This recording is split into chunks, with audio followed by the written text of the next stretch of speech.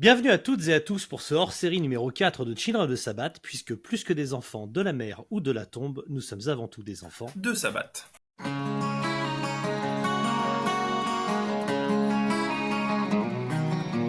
really like Black Sabbath. That was really cool. They have Ozzy Osbourne. They have a great guitar person. Sorry, I don't know your name. There's some really good drum parts. Pretty awesome. Je vais vous présenter mon électron libre qui ne supporte aucun autre club que le Sabbath FC. Je veux bien sûr parler de mon co-présentateur, le docteur Gabriel. Salut Gab, comment tu vas ? Ça va, bah écoute, j'espère que toi ça va aussi. On est rentré de vacances là et on s'est dit qu'on allait enfin le faire, ce fameux épisode sur Into the Void, la bio de Geezer Butler, qu'on a quand même attendu pendant de longs mois et voire même de longues semaines, puisque ça a été un peu la galère pour se la procurer, étant donné que le livre n'est pas sorti en France. C'est ça. Et pour nous accompagner, il a connu le Parc des Princes quand on avait le droit de chanter et de se lever, même de massacrer des gens à coups de batte de baseball. Il a vibré sur les dribbles chaloupés de JJ Okocha.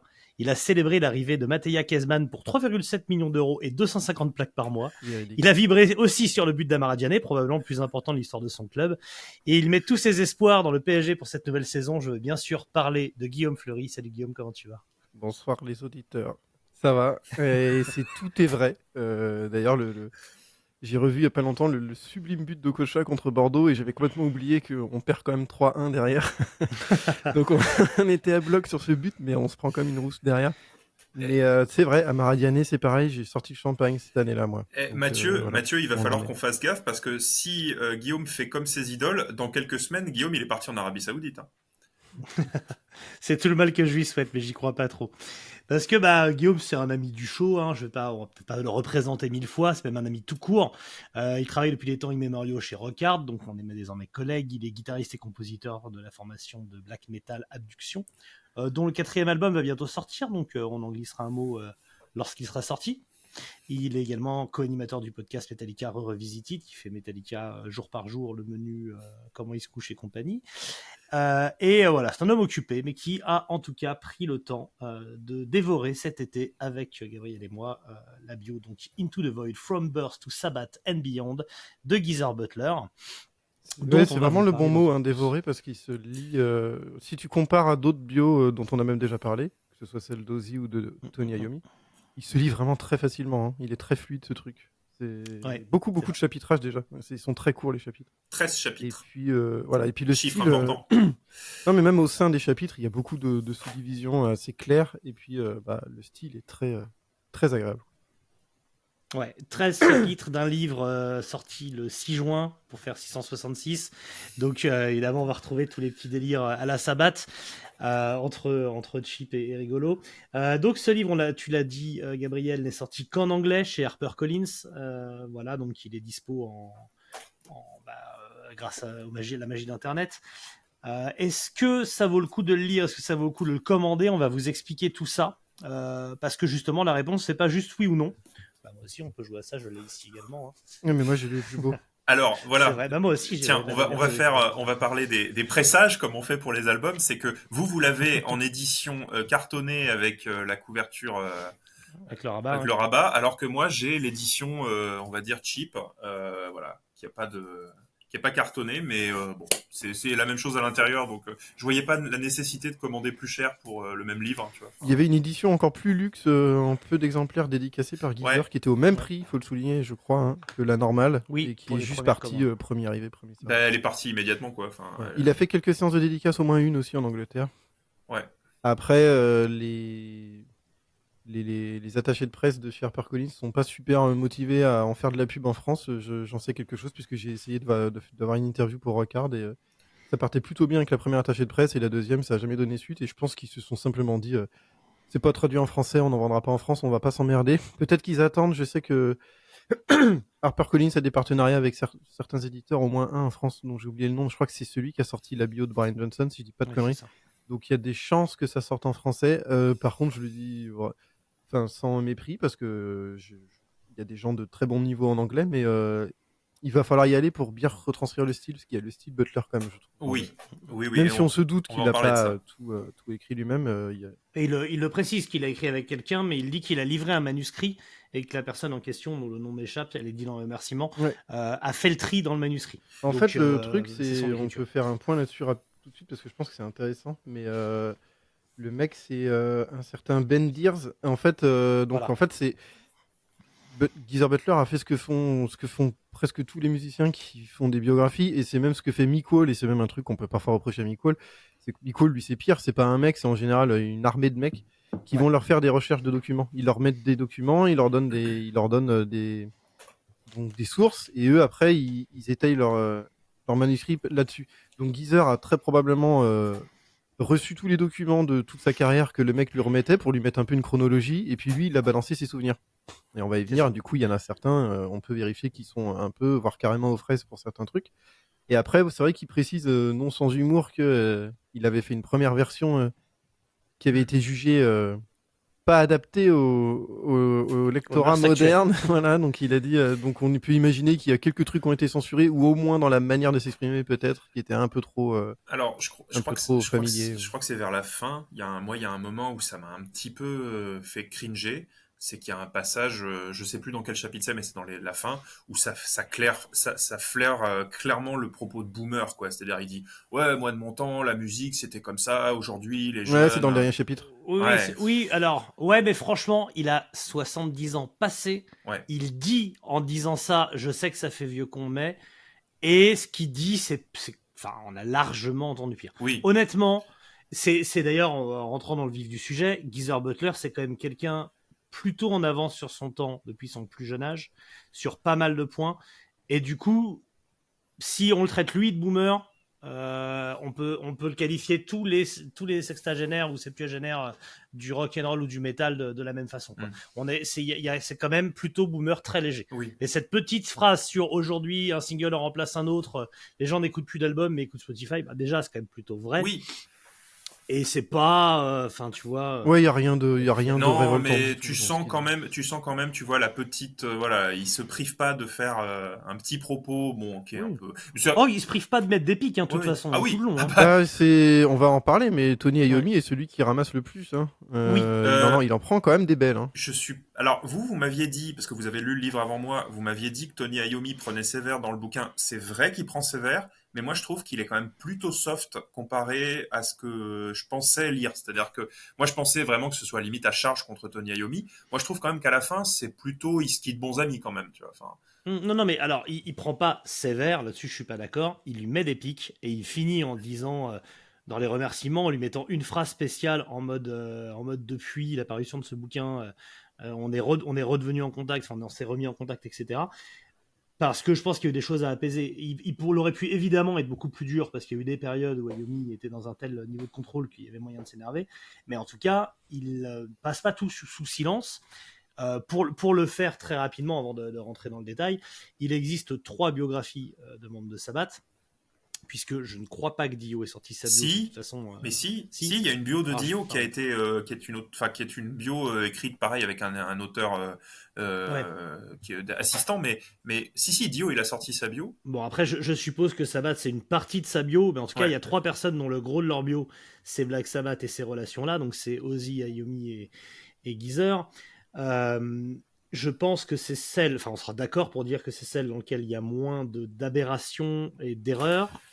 C'est celle qui est la plus honnête, Oui. sans dire qu'elle est d'une honnêteté absolue, c'est celle qui est la plus honnête. Bah, Et c'est celle, à mon avis, qui est la plus intéressante des 3 pour connaître Sabbath et connaître comment fonctionne Sabbath. Ceci étant dit, les 2 autres existant depuis des dizaines d'années, on peut aussi dire que celle-là n'apporte pas une vision absolument nouvelle et fraîche à l'histoire de Black Sabbath. oui, alors moi ce que j'ai trouvé intéressant, et en fait on l'a évoqué là sans trop rentrer dedans, mais c'est qu'en fait Ozzy et Iommi n'ont pas écrit leur bio eux-mêmes. En fait, ils l'ont raconté à un auteur assistant. Alors, mot poli aujourd'hui pour Oui. pas dire le mot, Ghostwriter voilà, ou le le nègre. nègre, voilà, c'est un mot qui ne. Bah, c'est un... Bref, moi je pense qu'il mot faut. qui existe, hein, Oui, mais je oui. pense qu'il faut arrêter de dire ce mot-là, mais bref. Mais voilà, enfin, c'est pas eux qui l'ont écrit, ils l'ont raconté à quelqu'un qui ensuite s'est chargé de la mettre sur papier, tu vois. Alors que Geezer l'a vraiment écrite lui-même. bien sûr. Il a vraiment pris son ordinateur pour l'écrire. Et après, il se les fait relire par quelqu'un qui l'a. Non, mais c'est un Voilà. détail important, on est d'accord. Voilà, c'est-à-dire qu'il s'est vraiment attelé à sa machine pour écrire ses souvenirs. Et alors, c'est là où je vais faire un petit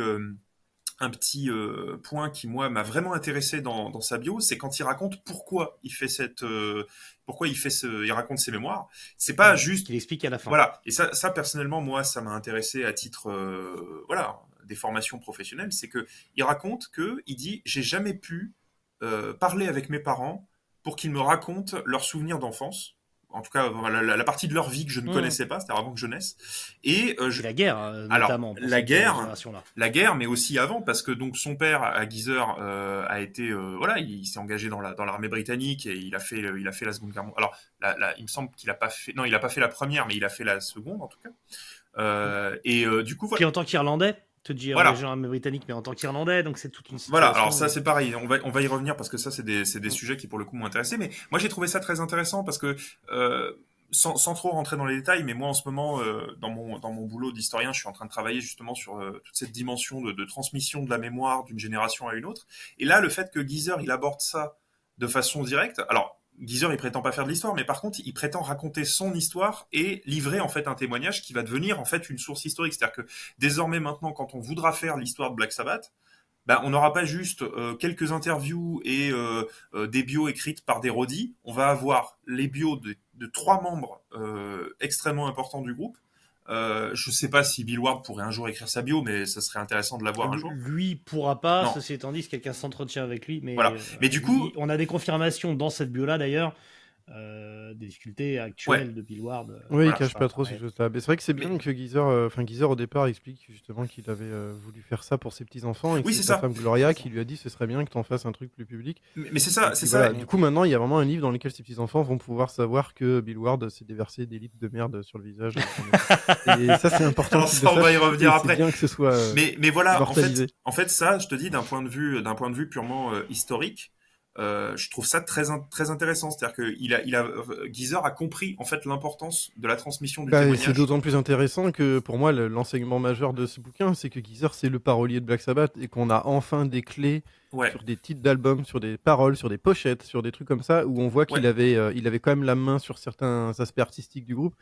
Oui. Et que tu vois quand même assez facilement dans les bios de Iommi et de Ozzy qu'il y a certains trucs qui leur passent au-dessus de la tête et qui s'en foutent un peu, là où lui a une vision un peu plus artistique de l'ensemble, on va dire. Il y a un truc, en tout cas, voilà, ça lui tient à cœur quand même de nous donner quelques clés sur certains textes, notamment parce qu'il dit comme il y a certains textes que les gens n'ont jamais compris, donc maintenant je vous le dis de quoi ça parle, je l'ai jamais dit avant. Ça c'est fabuleux. Maintenant. Ça c'est fabuleux quand tu t'en rends compte. D'ailleurs, alors un élément qu'on peut souligner et qui du coup fait écho au début du livre, parce que quand même les 2 premiers chapitres racontent sa jeunesse et notamment son passage à l'école, qui a une importance dans l'identité de Black Sabbath.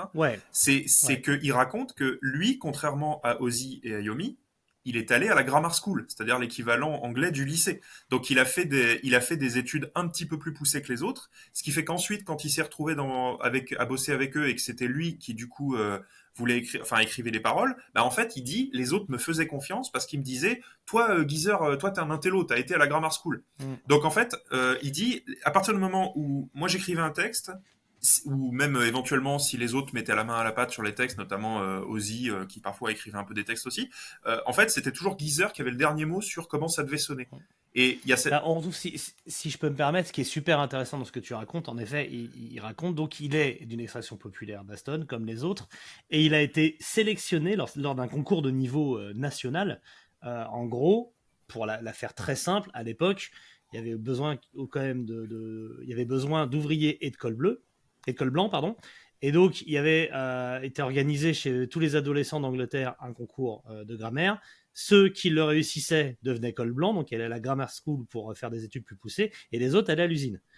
Et des cadres de Black Sabbath, c'est le seul qui a réussi ce concours. Lui, d'ailleurs, raconte que ça le saoule presque, parce que c'est les ennemis, les intellos, les nerds de cette école-là. Lui, il est de la street, et c'est pas ce qu'il veut. Ceci étant dit, pour ses parents, quand tu as un enfant qui réussit ça, c'est un avancement familial et sociétal important. Donc il se retrouve à y aller, il se retrouve à lire certains livres, à étudier la langue, et donc d'avoir un niveau supplémentaire de ses copains du quartier, qui va se retrouver dans Black Sabbath, qui va se retrouver, parce qu'on va retrouver de ce que tu racontes de Geezer Butler, et le dernier mot sur les paroles, les autres lui disent toi tu sais écrire, on retrouve cette espèce d'insécurité et ce déclassement que se met Black Sabbath. On en a parlé dans la plupart de nos épisodes, ce côté on respecte ceux qui savent plus. On retrouve complètement ça dans le il n'y a que Geezer qui peut écrire parce qu'il n'y a que lui qui a fait des études. Et c'est fascinant. Et ce qui est intéressant, c'est que des 3 pour l'instant qui ont écrit leur bio, c'est de loin celui qui a le plus conscience de sa classe et qui revendique le plus ses racines et sa classe sociale. Exactement. Et ça ressort de tout le bouquin. Tu sens qu'il met un point d'honneur à ça quand même. Là où les deux autres en parlent, mais surtout Ozzy, Ayomi moins, parce que lui il a toujours un petit peu essayé de mettre ça un peu sous le tapis, je pense. Mais lui là, Geezer, il résume vraiment très bien les choses. Chose qu'on peut mettre en avant aussi, c'est notamment le fait... Alors ça, c'est quelque chose que j'ai découvert, parce que moi, je savais que Geezer avait des origines irlandaises, mais je savais pas que c'était à ce point-là. C'est-à-dire que, prenons la comparaison, par exemple, avec Ayomi. Ayomi, donc, a des origines italiennes.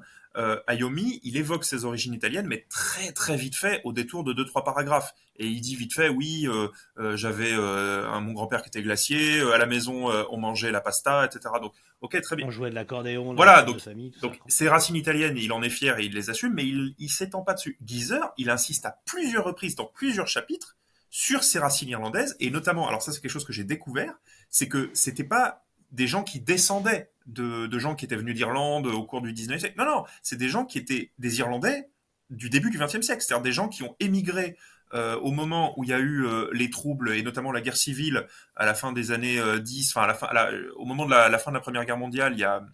En fait, l'Irlande commence à se révolter contre le pouvoir britannique durant la Première Guerre mondiale, et tu as des gens qui commencent à fuir l'Irlande pour aller s'installer en Angleterre ou aux États-Unis pendant cette période-là. Donc la famille de Geezer a commencé à émigrer vers l'Angleterre à ce moment-là, au moment où l'Irlande commençait à prendre son indépendance.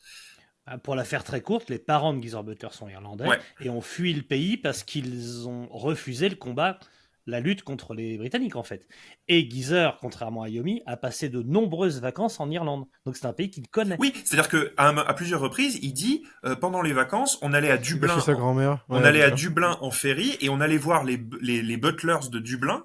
Donc en fait, et alors il raconte même que lui, du coup, alors il est fier de ses racines irlandaises, mais en fait quand il allait à Dublin voir la famille, en fait il se faisait bullshit par ses cousins qui lui disaient t'es un Anglais, t'es un collabo, on lui disait t'as un accent, classique, hein. On lui disait t'es un... C'est littéralement la vie de tous les Tunisiens, Algériens ou qui retournent au bled. Voilà. C'est le grand classique de l'humanité. C'est ça, c'est-à-dire que du coup il se faisait bully par ses cousins et qui lui disaient t'as un accent anglais, t'es pas un vrai Irlandais, etc. Donc c'est très très drôle. Et ce qui est tout aussi étonnant, c'est que alors à l'inverse, quand il revenait en Angleterre, eh ben il se faisait bully par des enfants parce qu'il était irlandais. Parce que les Irlandais vivaient tous dans le même quartier, etc. Et quand on savait que t'étais Irlandais, on te cassait la gueule parce que à l'époque, il y avait déjà des violences contre les Irlandais en Angleterre, tu vois. Enfin, les Irlandais, en fait, ils ont vécu effectivement, comme tu l'as dit, la même chose qu'ont vécu les Algériens durant les années 50-60. C'est-à-dire, quand tu étais Algérien en France, tu étais complice du FLN, etc. Donc, à l'époque, tu étais Irlandais, tu étais complice de l'IRA, etc. Il s'est même fait... Il a littéralement eu des problèmes à ce niveau-là. Il s'est même fait... Il y a eu des attentats dans le quartier, des choses dont il a senti le souffle, dont la famille a senti le souffle dans sa jeunesse. Ouais, parce que même il raconte à un moment qu'il s'est fait emmerder par les flics parce qu'on savait qu'il était d'origine irlandaise et il a fini au poste et on lui a demandé est-ce que t'es sympathisant de l'IRA, et il dit bah non, et on l'a cuisiné jusqu'à ce qu'on ait la preuve que non, c'était pas un terroriste, tu vois. Oui, parce que il ressort très clairement de la bio qu'il est extrêmement fier de venir de Birmingham, et même les passages quand t'es supporter de foot et fan de foot, les passages sur Aston Villa ne peuvent pas te laisser indifférent. Les passages ils sont vraiment très très forts, quoi. C'est très drôle. Je pense même il en rajoute peut-être un peu sur certains trucs, mais il y a un truc vraiment très sincère, quoi. Pour moi, j'ai retrouvé cette littérature populaire anglaise de Nick Hornby ou de John King, où l'attachement au club de toute façon est viscéral et en fait guide presque toutes tes pensées. D'ailleurs, il finit en disant qu'il a une vie chanceuse, un groupe qui a succès, des enfants formidables, une femme merveilleuse, que Gloria est une part hyper importante dans le livre et donc dans sa vie, des petits-enfants formidables. Bon, du coup, il n'a pas eu la chance qu'il aurait pu avoir avec Aston Villa, qui aurait pu gagner plus de titres. Même jusqu'à la fin, il faut qu'il glisse ce truc parce que c'est le way of life de ces prolétaires anglais, en fait. Et c'est très touchant. Tout comme sa façon d'écrire, on en a beaucoup parlé entre nous quand on s'envoyait des captures d'écran, l'utilisation du mot bloc. Ah oui, oui. Bloc, le mec, quoi, le gars. It's a fine block, he's a fine block, c'est vraiment, c'est totalement Bromise, Oui. et c'est totalement working class, quoi. Ah. Et ça rend la lecture de cette bio en anglais, qui demande pas un niveau de dingue, honnêtement. Non, ça se lit facilement.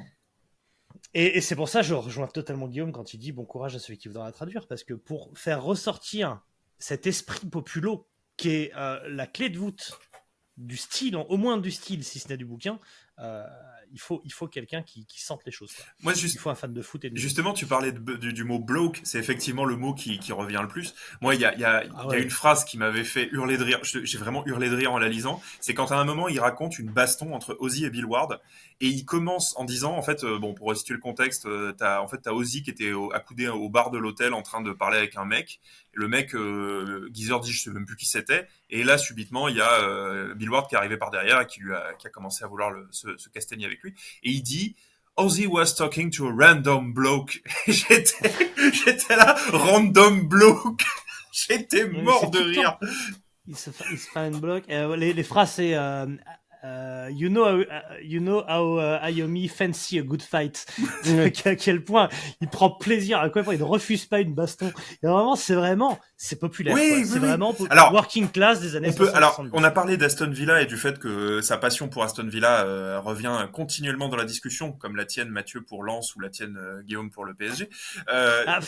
Franchement, je peux même pas me mettre au même niveau. Moi, j'ai pas cet affect au territoire, j'ai pas ce qu'il raconte de son enfance. Moi, vraiment, je cite John King et Nick Hornby. Je vous conseille évidemment Carton jaune pour Nick Hornby, et ainsi qu'évidemment Football Factory de John King, qui sont deux des plus grands livres de la littérature football anglaise, en tout cas, qui sont des livres qui expliquent le rapport populaire et parfois filial pour Nick Hornby au football. Et cet attachement, peut-être qu'il y en a qui l'ont en France, je dis pas le contraire, mais moi j'aimerais pouvoir me vanter leur suite avec lui. Je comprends, je sais, tant pis si ça fait complètement stupide, mais moi je sais que dans mon bilan de vie à la fin de ma vie, je vais voir combien de Ligue des Champions j'espère le PSG aura gagné, et que je serai un peu meurtri s'il y en a pas au moins une, quoi. Et je sais que c'est même des trucs que je me dis j'aimerais bien en voir une, j'aimerais bien avant de mourir en voir une, ou tu sais, tu dis, il y a des trucs, je sais pas comment, moi l'attachement que j'ai à mon club, j'ai un peu l'impression des fois que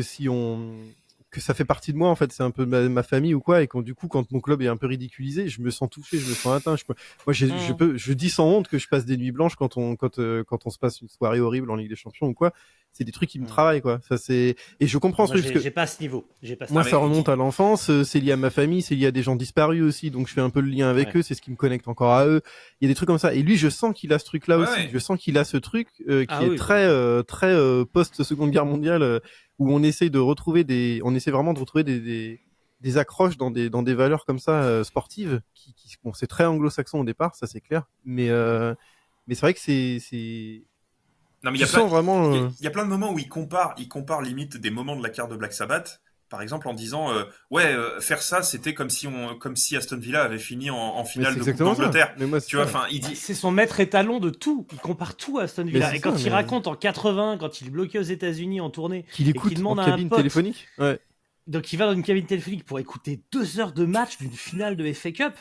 C'est fascinant, ce genre de truc. Et c'est évidemment pas le seul. C'est l'histoire qu'on entend souvent dans le foot, mais ça c'est génial, mais c'est des trucs en plus, je sais que moi je pense que c'est pareil pour lui, mais moi je sais que j'ai des fois quand je bute sur une date ou un truc, je fais attends, c'est quelle année? C'est l'année où Anelka il signe au PSG, c'est l'année où machin. Moi je me repère des fois que ce genre de choses, ça fait même rire ma femme, quoi. Elle fait, tu te réfères des trucs familiaux et tu fais puis c'est l'été où on a suivi si Neymar venait ou pas, parce que ça fait partie de la vie vraiment quotidienne.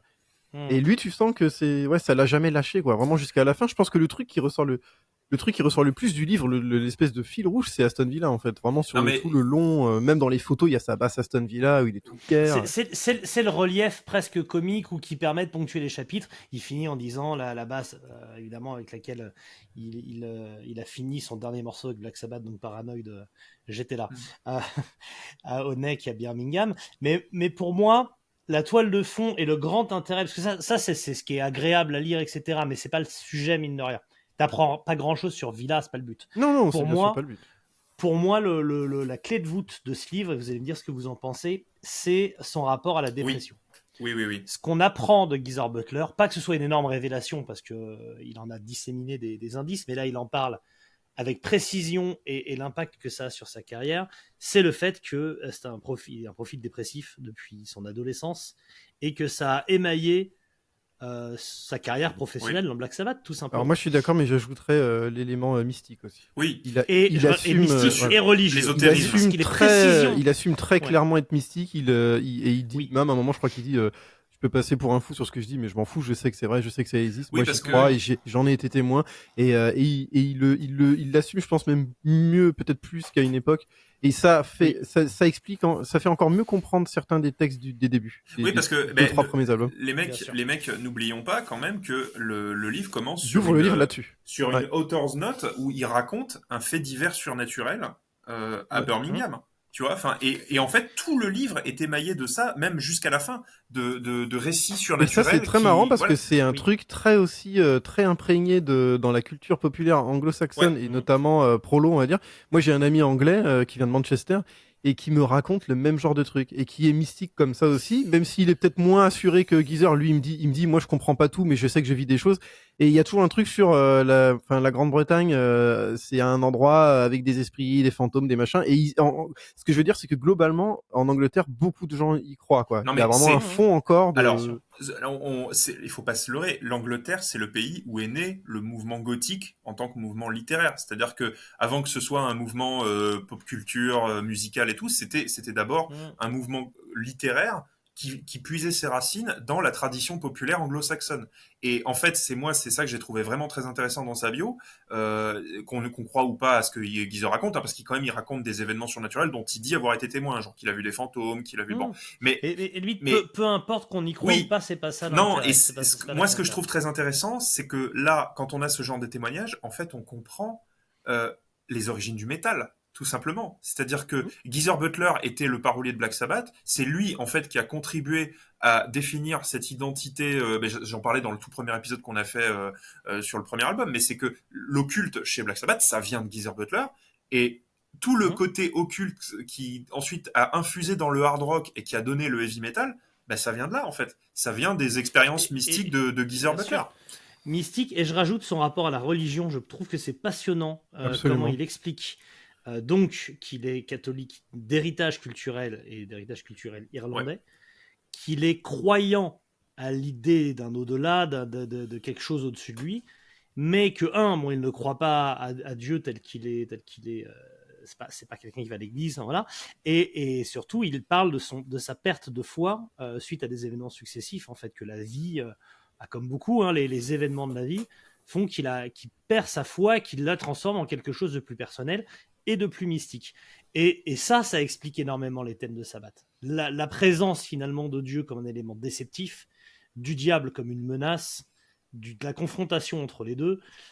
Sur les premiers albums de Black Sabbath, on a notamment pas mal parlé de Master of Reality. Tu rajoutes dessus que Geezer a été hippie, il a suivi et embrassé le mouvement hippie, et il a énormément lu de littérature fantastique et ésotérique.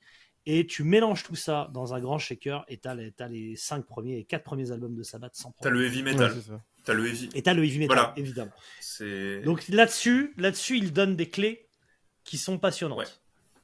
Presque frustrant parce que je pense qu'il avait plus à donner encore.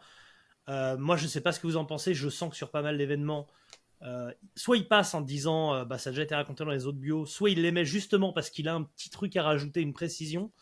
Et que tu parlais de l'explication de certaines paroles, de titres ou d'artwork, je suis sûr qu'il aurait pu en dire encore plus, peut-être. Il pourrait en dire encore plus. Ouais. Tu sens aussi qu'il y a certains trucs, il les livre parce qu'il dit lui-même que ça fait 40-50 ans que personne n'a les réponses et qu'au bout d'un moment, comme il voit que les gens ne comprennent pas, il donne. Mais après, moi c'est vrai que de manière plus globale, je trouve qu'on sent quand même qu'il s'arrange avec la réalité quand ça l'arrange.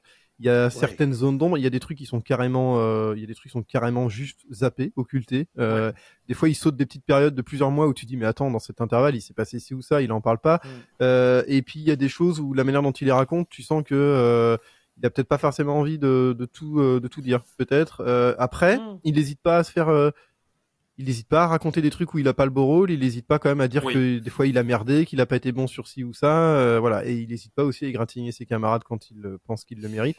Effectivement, vous l'avez dit tout à l'heure, il précise, en fait, à la fin de la bio, il précise même, tu comprends que c'est Tony Iommi, celui avec lequel il a le plus de contact à ce jour, qu'il il se parle régulièrement Ah, au téléphone. Il le dit, il y en a Voilà. plus, il l'a dit plusieurs fois, il y en a plus avec Ozzy à cause d'une brouille entre Gloria Alors, et Sharon. attends. Moi, je Même nuancerais si ça. y a dit rien quand entre même... eux, mais- Non, il dit quand même, avec Ozzy, on s'envoie quand même de temps en temps des textos.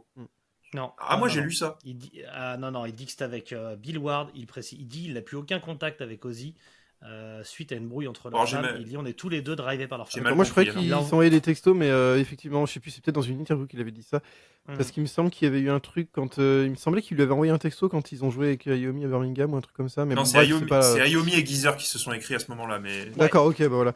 Mais Parce qu'en tout cas, dans la dernière interview que moi j'ai vue de lui, il dit j'ai plus aucun contact depuis 2017 avec Ozzy. après, Iommi, Et je pour pense Birmingham, que. parce qu'il devait jouer, ils se sont pas contactés, c'est les agents. La première fois où il commence vraiment à dire des trucs sur Iommi, c'est tu vois que ça va venir, tu vois que même dans le reste du livre, tu vois qu'il va quand même un peu se lâcher dessus parce qu'il dit tout de suite, je tiens d'abord à préciser que c'est un guitariste sous-estimé, que c'est un des plus grands, tout ça. Comme ça, Bien tu sûr. dis maintenant, je peux y aller. Et il y a quelques trucs assez durs. Hein. Il y a quand même Ah des bah. trucs assez durs. Tu vois vraiment le côté Iommi. Comment dire, Iommi, moi, je trouve sur ces dernières décennies, il s'est un petit peu façonné une image de mec un peu élégant et un peu Oui. classe, un peu poche, tu vois. Ce qu'il n'est pas du tout. Ce qu'il n'est pas en fait, c'est une brutasse au départ. C'est un mec même Bien assez sûr. bourrin quoi, et assez comment dire, assez dominateur avec les autres. Tu vois le bien dans le groupe. Et, Non, mais et en surtout, fait, c'est un beauf, surtout, Iommi. C'est un beauf. Moi, je tiens à le je dirais dire. pas jusque là, mais il a un côté. Ah, si, C'est quand un même pas un beauf, beauf. c'est un beauf masculiniste qui collectionne des voitures de sport, hein, et qui, voilà, En fait, c'est pas C'est un vraiment ça bully parce aussi, que hein. c'est un mec qui a voulu, qui à un moment et qui même encore maintenant essaye de se donner une image un peu de lord. Oui, Tu vois, les beaufs ils aujourd'hui. font pas ça. Les beaufs en général, ils sont fiers d'être des beaufs quoi. Lui, il a un petit peu un truc de. En fait, Ouais, c'est je vois plus ce que un mec, voilà. Il essaye de se donner une image un peu plus cool et élégante que ce qui je pense, il peut vraiment être. Enfin, c'est plus nuancé dans la réalité, parce que c'est le cas de tout le monde de façon générale. Hein. Parce que même sur Ozzy, il dit des trucs aussi. Hein. Et tu sens qu'il y a une tendresse pour Bill Ward qui est réelle aussi. Non, mais ils ont tous les trois. De toute en façon. fait, voilà, ils ont tous une tendresse les uns envers les autres. C'est juste que bah, maintenant, ils ont plus rien à perdre. Ils ont 70 ans passés. Black Sabbath, c'est terminé. Donc, ils règlent un peu leur compte, quoi. Tu vois, enfin... Il précise bien d'ailleurs hein, que pour lui, Black Sabbath c'est terminé et qu'il n'y a aucune chance qu'il remonte sur scène avec les autres. Il le dit à la. Et d'ailleurs, c'est très fort parce que moi je l'ai pas lu chez les autres, même si leurs bios sont aussi plus anciennes. Il dit bien je me suis embourgeoisé. Ah Ouais. oui. Comment voulez-vous que je fasse un album de Black Sabbath? Et c'est d'ailleurs ce qu'il reproche à Sorkin Sorkin, aussi. ouais. Alors qu'on s'est embourgeoisé et que la rage qui habitait d'autant plus moi mes textes, en plus des riffs, elle n'est plus là. Tout comme je trouve qu'il glisse à énormément de périodes, et ce à partir d'Even and Hell, même voire avant, à quel point il avait des idées et des riffs qui ont été refusés. Ouais. À quel point il ne s'est pas senti légitime ou pas senti écouté pour proposer de la musique pour Black Sabbath. Il le dit énormément. Alors que paradoxalement, et ça c'est moi ce que j'ai relevé, parce que comme tu sais Mathieu, moi ce qui m'intéresse surtout dans Black Sabbath c'est les périodes obscures, notamment à partir des années 80, mais moi ce que j'ai trouvé c'est que justement il était vachement, il était vachement dur envers Black Sabbath à partir du moment où il est plus dedans, c'est-à-dire que, enfin où il est plus dedans. C'est même pas Non. dur, il cancel. Oui, Il cancel non mais tout simplement. non mais Il dit c'est pas ça. bah, il De dit toute façon, pour Geezer Butler, Black Sabbath c'est le Mark I quoi. C'est après, c'est plus oui, pareil. il non. rajoute Ronnie. Non, il rajoute Dio. Ouais, mais il le dit lui-même. Il dit que c'est quand même autre chose. C'est de qualité, Oui. c'est bien, mais c'est pas. Mm. Et il a raison d'ailleurs. Il y a mais pas alors- l'ambiance que lui il loue au tout début quand Non, il mais explique c'est- ce que sont toutes les racines de Black Sabbath de Birmingham. Le Black Sabbath période Heaven and Hell, c'est pas ça, clairement. Pas. C'est pas Birmingham, bien sûr. Bah, même pour la période Gillan, il dit ouais c'était une période bizarre. Alors il dit quand même Born Again, je l'ai réécouté récemment, je le trouve c'est un bon album, on a fait des bons trucs dessus, Gillan chante très bien. C'est juste que par contre on était à côté de la plaque. Bon ça c'est voilà, on en a parlé dans l'épisode qu'on a fait. Il passe dessus à la vitesse de la lumière. Hein. Non alors surtout quand les On périodes où raconte il, quelques anecdotes qu'on connaît déjà d'ailleurs. mais- les, Oui, voilà. Oui, les, c'est- les c'est- périodes c'est où il est parti, pas dans Black Sabbath et où justement il sait que Iommi continue le groupe sans lui, donc là il est assez méchant, il parle de fake Sabbath, hein, il est assez dur. Et d'ailleurs, alors ça, c'est un truc dont on va revenir dessus quand on fera l'épisode sur Cross Purposes, parce que Geezer Butler était dans Black Sabbath durant Cross Purposes, donc il a fait un album avec Tony Martin, et lui, et là c'est ça qui moi m'a bluffé, je ne m'attendais pas à ça, il dit, pour moi ce n'est pas un album de Black Sabbath, ça aurait dû être un album Iommi et Butler. Oui, c'est vrai. Il me Oui. semble qu'à l'époque ils en ont même discuté. Enfin, ils Bah, en ont parlé de l'appeler comme ça. Ouais, mais du coup, moi, non, mais ça, je le savais pas. C'est-à-dire que moi, je savais qu'il Il y me semble, avait, hein, je peux me tromper. moi, je savais que Geezer Butler n'était pas content de ce qui s'était passé durant la période Cross Purposes et que ça explique du coup qu'il se soit barré à partir de 95 et qu'il soit pas là dès l'album suivant. Et d'ailleurs, qu'il soit allé chez Ozzy pour faire Osmosis, hein, parce que, en fait, il y a un moment où, Et il le raconte d'ailleurs presque comme une vengeance, oui, c'est-à-dire qu'on doutait bien, mais il le raconte comme un pied de nez, oui, oui. vraiment. Hein. Mais du coup, moi, ce que je trouve assez marrant, c'est que en fait, les moments où il peut avoir une petite influence sur le groupe, lui, il considère que c'est vraiment Black Sabbath, même s'il n'est pas écouté, même si on le laisse pas faire ce qu'il veut dedans. Et juste, il suffit qu'il soit pas dans le groupe pour que ce soit plus Black Sabbath, tu vois. Donc c'est quand même, je trouve ça assez intéressant. C'est que, comment dire, moi, je considère que c'est Black Sabbath à partir du moment où t'as Tony Iommi, peu importe. Hein. Mais tu vois, Butler, lui, il considère que c'est Black Sabbath à partir du moment où il y a au moins lui et un troisième type. Donc ça peut être... Oui, mais attention, il fait le bilan en fin de vie, en fin de Ouais. carrière en tout cas, donc forcément, il n'aurait pas eu le même avis dans les années 90 ou voilà. Et aujourd'hui, évidemment, il donne le beau rôle en disant le Black Sabbath que les gens veulent écouter et le Black Sabbath que les gens ont retenu, c'est la Mark One et la période avec Ronnie, puisque c'est des choses qu'on a remis. On a remis le couvert avec ça, pas avec le reste. D'ailleurs, il y a Tony Martin qui dit Tony Martin, it's a fine block. C'est un super Non, chanteur, mais il a zéro charisme, et ce qui est pas faux. Il a zéro il est beaucoup charisme plus sur dur que scène. ça. Hein. Il parle de left field singer.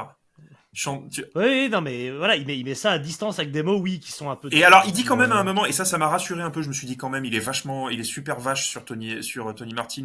Et à un moment, il dit quand même, au détour d'une phrase, il dit, on a été quand même vachement dur avec lui. On l'a maltraité. Voilà. Et ça, Et je puis il trouve, reconnaît ouais. ses qualités de chanteur quand même. Oui, il dit quand même que c'est un bon Oui. chanteur. Quoi, mais... Et il dit qu'il a le charisme d'une huître, ce qui est assez vrai, sur scène.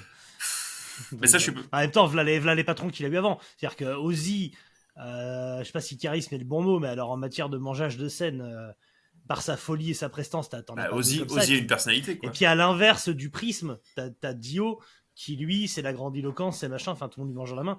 Donc derrière, c'est difficile, voilà. Puis en plus, je peux me tromper, mais j'ai quand même l'impression que des 4 membres originaux de Black Sabbath, c'est Geezer Butler qui est le plus enclin à la nostalgie et la mélancolie, là où les autres sont peut-être un peu. Iommi est plus froid déjà. Ouais. Bill Ward peut-être, et un petit peu, Oui. parce que Bill Ward se remet jamais de l'éviction de Ozzy. Ozzy, lui, il aime bien. Enfin, quand des trucs sont durs, il passe à autre chose, il veut pas trop y repenser. Tu sens que Butler, c'est pas pour rien d'ailleurs qu'il évoque le fait qu'il a longtemps été rongé par la dépression. C'est un mec qui, quand même. Moi, on sent vraiment que Geezer Butler, on le sentait déjà avant la biographie, mais elle le confirme.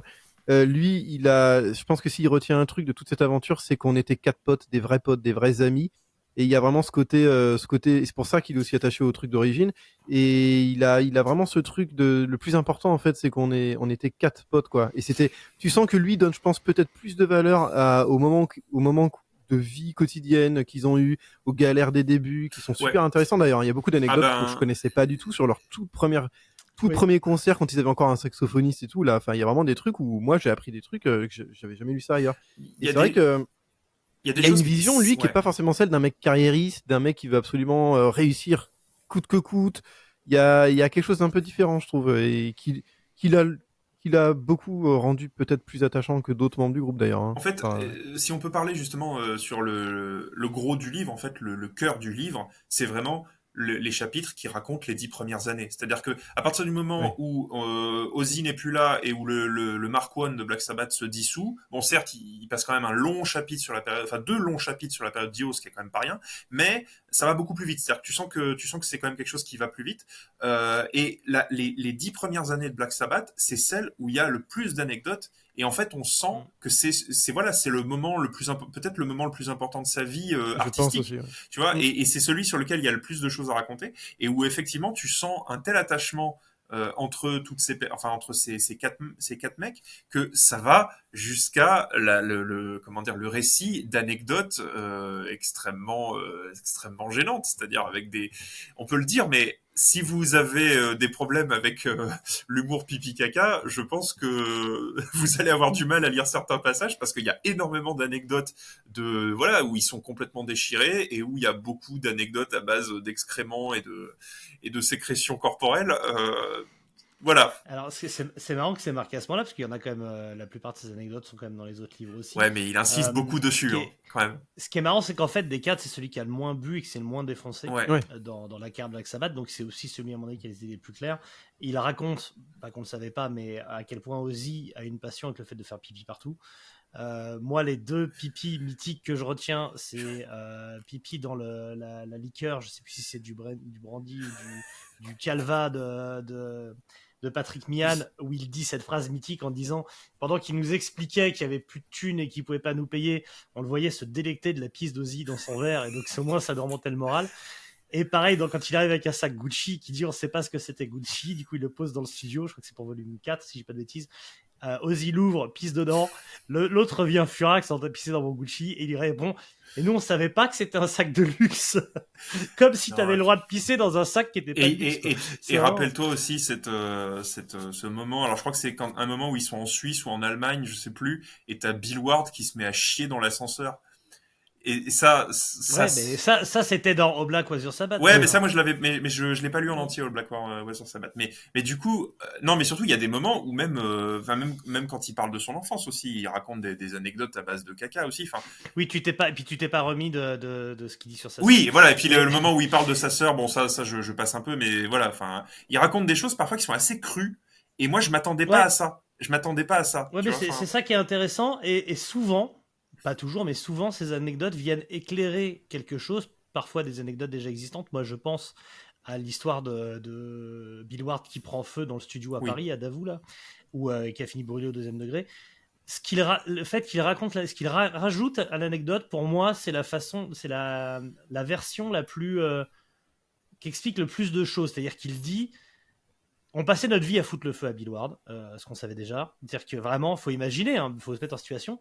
Ils sont là, t'as notamment Ayomi, qui est un bully, il n'y a pas d'autre mot, qui est avec son briquet, qui dit « Ah, viens Bill, je te fous le feu à quelque chose. » Et Bill, bah vas-y, ok, tu sais, tout fonce-dé, ok.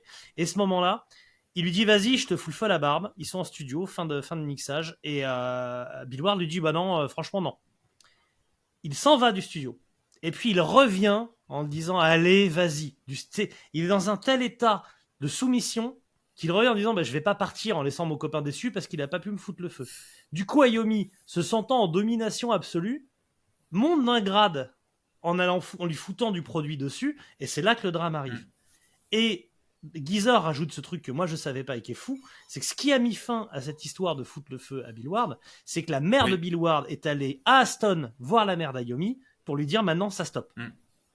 Alors qu'ils ont 30 piges ou 35 piges. C'est vrai que je crois qu'Ayomi raconte que la mère de Bill Ward l'appelle pour le pourrir, mais il n'avait pas dit qu'elle était allée voir sa mère pour faire des histoires de famille et une esclandre. C'est ça. Et surtout de se dire qu'à cet âge-là, ce harcèlement, finalement, parce qu'aujourd'hui, il n'y a pas d'autre mot, en 2023, on ne le qualifierait pas autrement, s'arrête à 30 ans passés, après une grosse décennie en tout cas de harcèlement, par intervention parentale, malgré l'âge qu'ils ont, malgré la distance d'argent, de succès, ce que tu veux. Et je trouve que la façon dont il leur raconte, les éléments qu'il choisit lui de mettre en avant, rendent cette anecdote hyper parlante. Voilà, ça m'a marqué. Non, mais il y a des choses moi qui m'ont touché aussi. Par exemple, les moments où il raconte en fait le moment où il fonde sa famille avec Gloria. Alors, et on peut en parler aussi de la façon dont il drague Gloria quand il la rencontre. C'est particulier, hein. En 2023, c'est compliqué, ouais. Et alors, attendez. Alors, bon, déjà, il y a la façon dont il l'aborde et où il l'invite à dîner. Donc, ça, on peut y revenir juste après. Mais surtout, c'est précédé par un long paragraphe où il raconte les problèmes scatologiques de Bill Ward. C'est-à-dire que le passage, littéralement, le sous-chapitre où il raconte comment il s'est mis en couple avec Gloria Butler, commence par les problèmes de caca de Bill Ward. Et où il et par son obsession physique sur Gloria, c'est-à-dire qu'il a une fascination plastique. Oui, mais alors du coup, bon, ça je spoil un peu pour ceux qui vont le lire, mais en fait on peut le raconter rapidement sans trop couper le plaisir de la lecture. Mais c'est-à-dire qu'en fait à l'époque, alors donc si je ne m'abuse, il rencontre Gloria durant la tournée Never Say Die, donc durant l'année 78. 79, donc voilà. 79, ils se mettent en couple en 80, donc en fait quand la période Sabbath dont on parle s'arrête, le livre switch en fait plus sur Gloria que sur c'est ça. C'est-à-dire que donc en fait Geezer rencontre Gloria durant la fin de la tournée Never Say Die aux États-Unis, et en fait il explique qu'il a arrêté de prendre la route avec Bill Ward parce que Bill Ward est dégueulasse. En fait, c'est un moment où Bill Ward se lave même plus, et Bill Ward fait littéralement caca devant lui. Tu vois, Bill Ward est dégueulasse. Mais on parle d'un alcoolique très lourd là, tu vois. Et donc c'est ça qui fait qu'il préfère faire la tournée en prenant l'avion Et donc, il prend l'avion, et alors, je sais plus où il arrive exactement, je crois que c'est au Texas. Je sais plus, mais bon, bref, c'est aux États-Unis, et il arrive à l'aéroport, et il rencontre Gloria à l'aéroport, et il tombe littéralement fou amoureux d'elle, rien qu'en la voyant. Et alors, bon, je ne raconte... Il la Il la suit, voilà. voilà. Enfin, je veux dire, Oui, il la suit, il la fait suivre par son chauffeur. Littéralement, taxi suivait cette voiture, quoi. Ouais. Voilà. Exactement. Et voilà, ça passerait plus aujourd'hui. Mais par contre, bon, il raconte qu'il l'aborde coup de portière. Bonjour madame, ça vous dirait de venir dîner avec moi? Alors que Gloria est dans sa Porsche avec un autre mec. Hein. Et elle lui dit OK. Et voilà, et ça se fait comme ça. Mais c'est particulier quand même. Hein. Je veux dire, tu es là, tu racontes à tes petits-enfants comment tu as rencontré grand-maman. Alors moi je précise que je trouve mignonne l'histoire du testament écrit à ses petits-enfants, etc. Bon, c'est un livre à destination du public avant tout. Bon, à partir du moment où il a été écrit, quelle que soit l'idée de départ, c'est pour ça. Mais bon. Donc les grands éléments nouveaux, c'est ça. C'est son rapport à Gloria, à quel point elle est importante dans sa vie. Pas qu'on en doutait, mais sur à la fois le management et voilà. Sur le fait qu'il s'est installé aux États-Unis, lui justement, il n'a pas eu une vie de nouveau riche comme les autres. C'est pas pour rien qu'il n'a pas fait grand-chose ou pas grand-chose d'énorme quand il n'était pas avec Sabat, c'est qu'il avait l'argent suffisamment pour vivre, qu'il s'occupait de sa famille et que ça lui allait très bien. Et que le reste, c'était de la passion. D'ailleurs, Geezer, GZR ou appelez-le comme vous voulez, parce que ça a changé de nom 3 fois, son groupe solo s'est fait avec son beau frère, son neveu, Pedro Oz. Voilà, et c'est ça. Et c'était aussi un truc de famille, et c'était à aucun moment l'idée, c'est pas pour rien qu'elle a fait très peu de concerts ou quoi que ce soit, c'était pas de devenir un groupe extrêmement célèbre. Donc c'est plutôt intéressant de voir qu'en dehors de Sabbath, en fait, il n'a pas de carrière de façon voulue.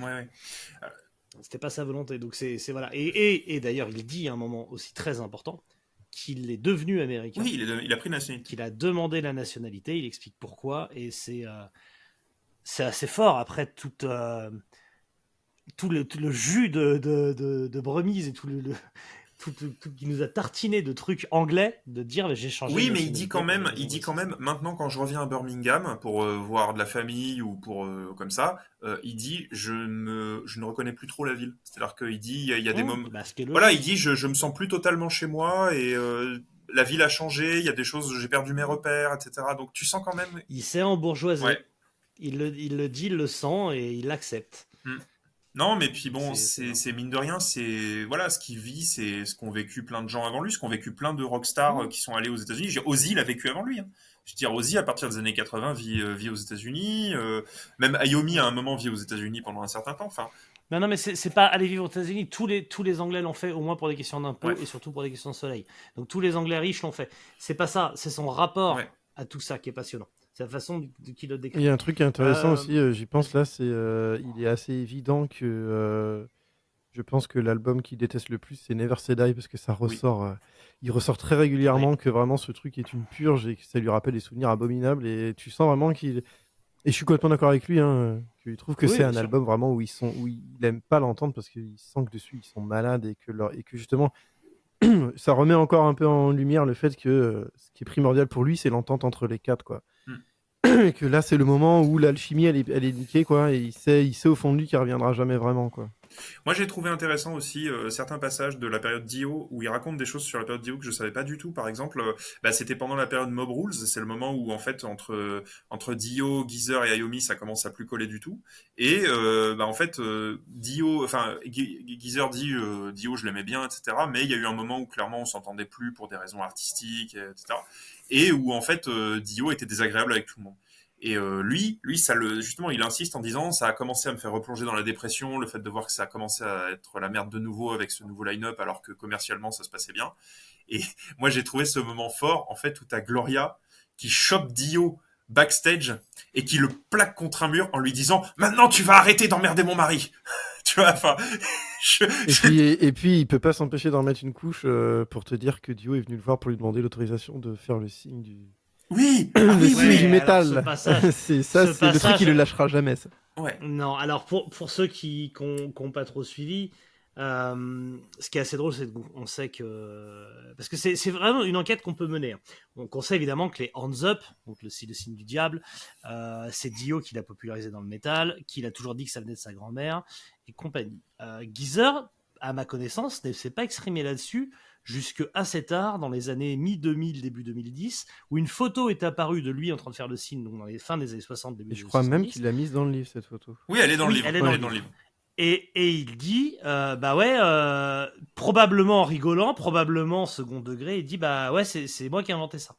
Ce qui avait rendu, ça devait être avant, c'était avant la mort de Dio, parce que ça avait rendu furax Dio, ça avait fait un mini événement où il avait rappelé que c'est sa grand-mère, tout ça. Ce qu'il dit dans le livre, pour un petit peu être consensuel par rapport à ça, Et James il dit, Hetfield avait dit, je vais trancher, pour moi c'est Spider-Man. c'est bon ça. Et donc dans le livre, il dit, en fait, ce qui s'est passé, c'est que je le faisais sur la chanson Black Sabbath, vite fait une fois. Dio, qui cherchait un signe après les V d'Ozzy, qui était la marque de fabrique d'Ozzy, qui cherchait un signe, a demandé s'il pouvait me l'emprunter. Il le dit post-mortem de Dio, c'est comme c'est pratique. Ce que moi je n'ai jamais vu, et je suis pour qu'on enquête, c'est de trouver une vidéo de la chanson Black Sabbath entre 1969 et 1979 où on verrait Geezer qui fait ça. Je n'ai jamais vu ça. Donc c'est là où je le Il faut soupçonne voir. de Et mytho un surtout peu. qu'il y a des trucs, je sais pas si c'est mytho ou si c'est simplement qu'il se trompe, enfin comme on peut tous le faire, fantasmer un peu nos souvenirs et les Bien exagérer. sûr. Je sais que par exemple l'épisode sur le l'épisode sur le canif avec ACDC, j'en ai justement, Oui. j'ai partagé l'extrait avec Philippe Laja, le rédacteur en chef de Rockart, qui est comme spécialiste d'ACDC, qui me dit que c'était que des conneries et que lui, il a les preuves et que c'est des conneries. Et notamment, justement, je sais, puisque c'est dans le bouquin de Philippe Tour de France, ACDC Tour de France, où il a vraiment refait toute l'histoire et où là encore, Geezer dit, parce que je pense que Geezer s'appuie sur les documents que lui fournit le mec qui l'aide à faire le bouquin. Il dit après ACDC quitte la tournée, blablabla, sachant qu'ACDC n'avait pas quitté la tournée. Donc ça, Oui. c'est déjà une énorme Ça, connerie. c'est des Et conneries. il y a ça. un autre truc dont j'ai pu me rendre compte parce que j'ai fait, là on est aujourd'hui, là on est le 31 août, j'ai préparé un 24 heures chrono pour le numéro de Rockart de septembre. Sur le 24 heures chrono, on revient sur un événement important, un événement marquant dans l'histoire du métal. Et je suis revenu sur le jour où Sharon Osbourne a fait jeter des œufs sur Iron Maiden. Geezer Butler donc en parle dans le livre et il dit, et moi je suis allé vérifier, en préparant mon article, je suis allé préciser et vérifier des choses et j'ai vu qu'il y avait quand même beaucoup de fantasmes. Déjà à l'époque, on parle de je crois que c'est 2003, ouais. Je crois que c'est ça. On parle quand même d'une époque où il y avait déjà Internet et des sources et des fichiers vidéo, audio, etc. Et il y a quand même des gens qui disent des trucs énormes. Et il sort vraiment une saucisse dans le livre et que j'ai pu vérifier image à l'appui que c'était pas vrai. Et donc que c'est lui soit qui en rajoute, soit qui fantasme, soit peut-être le mec qui le documente, qui lui balance des trucs et il vérifie pas. Et il dit bon oui, ça s'est sûrement passé comme ça. Et il en rajoute un petit peu pour faire un peu sensationnalisme. Et c'est un peu dommage ça pour le coup. Même si c'est humain, on va pas dire. Mais il y a des trucs, j'aurais aimé qu'il vérifie davantage. Après, moi, il y a un truc, forcément, faut qu'on y vienne. J'y pense, on y vient, même en quelques mots si vous voulez. C'est la première fois que l'un des membres de Black Sabbath mentionne le fameux concert Syracuse avec Led Zeppelin. Oui. Et où il dit, et où il le mentionne uniquement entre parenthèses. Ce jour-là, on ouvre pour Led Zeppelin. Et effectivement, on s'est dit nous en privé, peut-être que c'est le mec qui le documente, qui lui a mis, et lui il l'a laissé, et il s'est dit oui, on a sûrement fait. Et là, par contre, je me dis, un mec qui a l'air d'avoir sa mémoire quand même, il nous sort des trucs assez précis sur la période, vraiment des anecdotes où il y a certaines anecdotes sur le tout début de Black Sabbath, leur tout premier concert, qui sont forcément des trucs qui l'ont énormément marqué, où il te raconte quasiment la journée à la minute près, quoi. Hein. Il te donne vraiment des détails ultra précis. C'est limite si t'as pas le plan de la ville et tout. Et donc du coup, je me dis, c'est pas possible qu'il ait laissé passer un truc. S'ils n'ont jamais joué pour Black Sabbath, s'ils n'ont jamais ouvert pour Led Zeppelin, ce serait quand même dingue qu'ils voient passer ce truc et qu'ils fassent oui, on a sûrement ouvert pour Led Zeppelin, comme tu dis, c'est celui qui se revient le moins. Il parle de 2 dates même, il me semble. Oui, il y a 2 dates. Et moi, c'est vrai que c'est un truc, si tu me demandes à moi avant de lire la bio, moi je pense qu'ils l'ont jamais fait. Simplement parce que je suis allé rechercher plein de coupures de presse de live report de ce concert. Il est aucunement fait mention d'une première partie. Et quand la première partie, en plus, c'est Black Sabbath, un groupe qui cartonne à l'époque, je trouve ça dingue qu'aucun journaliste n'en parle. Et en plus, il parle d'un concert de Led Zeppelin de 2 heures, quoi. Et personne ne fait jamais la première partie de Led Zeppelin. Exactement. Pour cette raison, donc, jouent entre 2 et 3 heures et prennent pas de temps. Alors là, s'il s'avère que Butler s'est planté à laisser passer un truc sans le vérifier, là, on pourra remettre en question pas mal de choses, quand même. Alors, notamment, moi, il y a quelque chose. Alors, d'ailleurs, pour finir sur le Led Zeppelin, il parle aussi du fameux. Il parle de la fameuse session Sabbath Zeppelin. Hein, ils en parlent. Il dit même que ça a eu lieu pendant la période Sabbath Body Sabbath, tu vois. Donc, mais ça on le savait, mais il le reprécise, tu vois. Donc, ça confirme encore ce qu'on pensait, ce qu'on sait déjà. Non, moi, ce que j'ai trouvé un peu décevant. Alors là, pour le coup, on peut rentrer dans ce qui est vraiment décevant, c'est, je trouve qu'il élude complètement le problème du mixage de Born Again. Il le passe complètement. Il en parle même pas, je crois. Il en parle à peine. Je pensais qu'il allait régler un peu des comptes, mais même pas. Mais dans cette histoire, sur moi j'en parlais quand on avait fait l'épisode, c'est que j'attendais que justement il éclaircisse ça. Et en fait, il en parle pas du tout. Il en parle un petit peu vite fait. Il donne quelques éléments pour dire oui, on a travaillé comme ça et tout machin. Donc tu sous-entends qu'il a bossé dessus et que c'est peut-être lui qui a influencé le son, etc. Mais il a quand même été accusé d'avoir remixé l'album en loose day, quoi. Et ça, Et- il en parle même pas. Et même le départ Et de alors- Gillan, où on a quand même toujours eu plusieurs sources de plusieurs personnes, et moi j'ai même l'impression, il faudrait vérifier, mais de Butler lui-même à l'époque, où il dit qu'il est un peu furieux après Gillan, que Gillan les plante, et que c'est même un des trucs un peu qui le dégoûte et qui fait qu'il va prendre du recul sur le groupe, etc. Et là, lui, il te dit, si je me trompe pas, hein, vous me corrigez si je me plante, mais il me semble qu'il dit, parce que ça m'a fait bugger, il dit moi ça m'a pas dérangé, c'est surtout Tony qui l'a très mal pris. Et je fais, Oui, mais il est 40 ans après, en gros, il est en paix avec ça. oui, C'est comme ça mais que moi, lui, je il le dit lis. sur le moment, tu vois, je l'ai pas si mal pris. Et Mais bah, il- c'est pas le Il dit souvenir que plus j'ai. exactement, il dit que lui, il avait senti que Gillan était toujours dans l'idée de repartir avec Deep Purple, et il dit plutôt il y a que Ayomi Peut-être, qui ouais, pensait que d'accord. ça durerait. C'est vrai Il le que dit comme plus je l'ai comme lu il y a ça. un peu plus Et d'un encore mois, une fois, j'ai il se plus la donne phrase le, exacte, il se donne mais le, ouais, ouais, il se donne le beau rôle, hein, ça veut pas dire que c'est vrai. voilà. Alors qu'il se donne pas forcément systématiquement le beau rôle dans Oui. tout. Donc c'est. Non, je suis d'accord. Ouais. Je suis d'accord, notamment dans ces rares périodes d'alcoolisme où là, heureusement que c'est pas un poivreau parce que quand il boit, il fait absolument n'importe quoi. Ouais, c'est vrai. Il raconte d'ailleurs quand il demande la nationalité américaine qu'il a eu du mal à l'obtenir. Enfin, ça a été décalé à cause de cette fameuse bagarre dans un bar Oui. qui était sortie parce qu'il y avait déjà Internet à l'époque.